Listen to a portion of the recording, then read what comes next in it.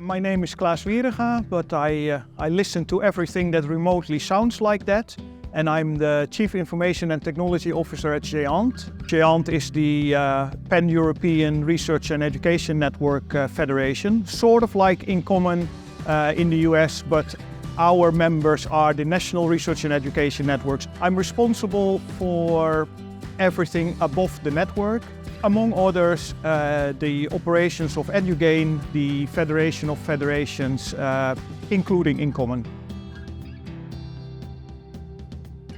InCommon is by far the largest identity federation in the world. You have a first mover's advantage in a way, in the sense that your federation is very mature and very large.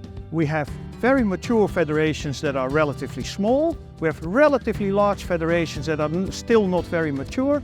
InCommon has both of it, and so all the challenges around raising the base level expectations, etc., are things that you guys are doing, and I really think we need to find a way in bringing the rest of the community with us on that.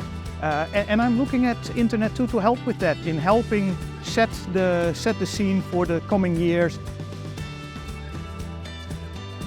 Something that is very significant is the new version of the European Identity Regulation, eIDAS, and associated with that the use of wallets to essentially convey what we call attributes to relying parties.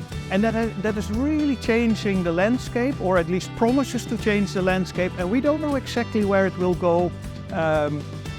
We don't know exactly what our role is going to be. What we know for sure is that it will change our role. And I think we will evolve more and more into attribute authorities rather than identity providers in SAML terminology. And how that is going to play out, how that is going to interplay with government issued credentials, and how is that going to work in a global landscape where not everybody has access to the same technology. That's super interesting. It's kind of a combination of serious technical challenges with all kinds of societal and cultural changes that I find fascinating. Where we started out connecting networks to each other and providing connectivity, in the past 15 years or so, the identity layer on top of that network has become increasingly important, and that has to do with the fact that research has become global. The big science projects all consist of researchers from all across the world. So we need a way of identifying users across national boundaries, across institutional boundaries, and GÉANT is delivering precisely that. There are two main issues. One is, when we started with this stuff, we had this grand vision of institutions, identity providers, releasing a whole bunch of attributes that would be used to essentially do authorization decisions for access to resources. We've come to acknowledge that never happened.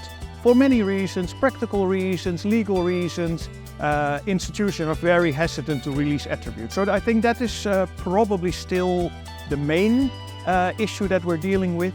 The second one has to do with the fact that InCommon is obviously a very mature identity federation, 20 years now, but across the world, federations are in every state of maturity, and we want to raise the overall level of federated identity across the world. At the same time, we don't want to leave behind the latecomers to the game, and that's what we always try to juggle.